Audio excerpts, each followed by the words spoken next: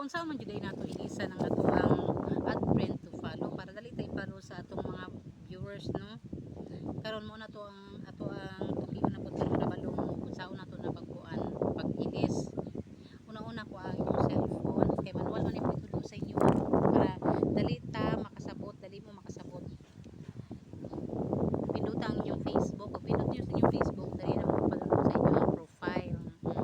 Diya sa kilid na gyud profile na to pero wala na siya 3 lines. Pindutan na ninyo.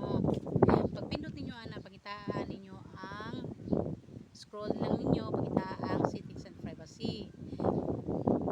Pag humana na, click na po ninyo ang settings.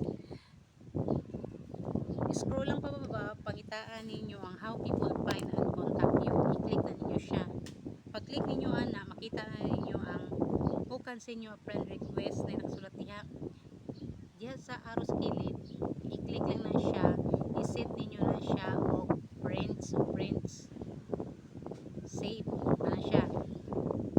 Paunsa ninyo ibawan nga naka-change na to ang inyuhang add friend to follow, balik mo sa inyuhang profile sa Facebook ninyo, balik mo dito, inyo lang nang i-click ang inyong profile, click ninyo profile, then diha sa kilid, sa ubo, sa kilid niya, nanay 3 dot diha, i-click ninyo ng 3 dot, pindutan ninyo ang view as, diha na to makita, og naka-change na bagyod nag-follow ang inyong add friend.